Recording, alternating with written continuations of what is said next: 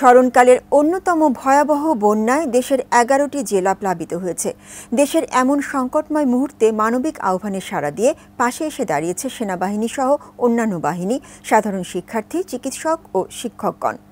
বন্যা দুর্গতদের জন্য জনসাধারণের সাহায্য পাঠানোর আগ্রহকে স্বাগত জানিয়ে প্রধান উপদেষ্টা ত্রাণ তহবিলে সাহায্য পাঠানোর আহ্বানও জানানো হয়েছে। বিস্তারিত ইমতিয়াজ আলমের রিপোর্টে।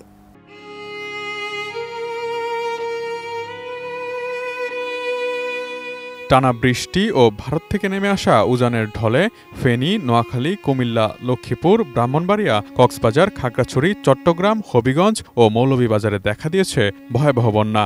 প্রসঙ্গত, দেশের ১১ জেলায় বন্যায় ক্ষতিগ্রস্ত মানুষের সংখ্যা প্রায় ৪৫ লাখ।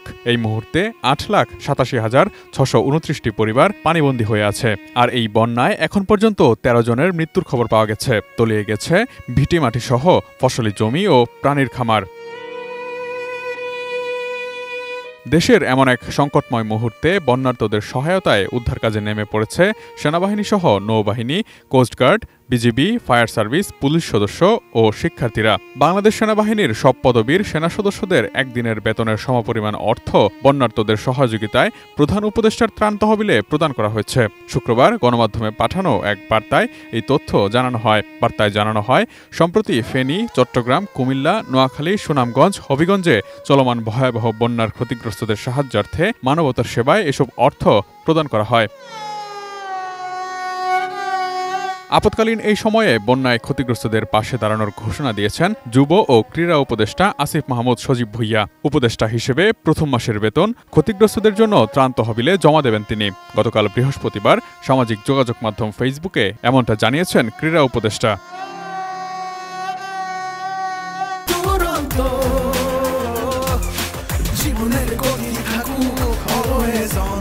এদিকে দেশের বিভিন্ন অঞ্চলের বন্যার্তদের সহায়তায় একদিনের বেতন প্রদানের ঘোষণা দিয়েছেন ঢাকা বিশ্ববিদ্যালয়, Bangabandhu Sheikh Mujibur Rahman digital university, green university, Khulna বিশ্ববিদ্যালয়, ইসলামী বিশ্ববিদ্যালয়ের শিক্ষকরা। শিক্ষক ও কর্মীদের পক্ষ থেকে একদিনের সমপরিমাণ অর্থ অনুদানের ঘোষণা দিয়েছে 10 মিনিট স্কুল ও বিকাশ।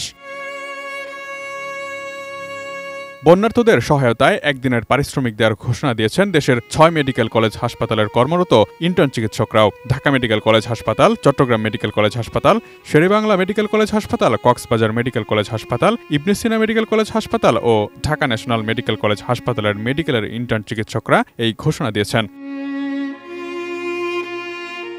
বন্যা দুর্গত মানুষের পাশে দাঁড়ানোর অংশ হিসেবে সরকার প্রধান উপদেষ্টার ত্রাণ ও কল্যাণ তহবিলে অনুদান প্রদানের আহ্বান জানিয়েছে বলে উল্লেখ করেছে বাংলাদেশ সংবাদ সংস্থা। বার্তা সংস্থাটির খবরে বলা হয়েছে, শুক্রবার প্রধান উপদেষ্টা ড. মোহাম্মদ ইউনূসের উপ প্রেস সচিব অপূর্ব জাহাঙ্গীর জানান, অনেকে বন্যার্তদের পাশে দাঁড়ানোর আগ্রহ দেখাচ্ছেন। সরকার তাদের এই মহতী আগ্রহকে স্বাগত জানায়। তিনি জানান, আহত ব্যক্তিরা প্রধান উপদেষ্টার ত্রাণ ও কল্যাণ তহবিলে সোনালী ব্যাংকের মাধ্যমে অনুদান প্রদান করতে পারবেন। Imtiaz Alam, desk report, ATN news.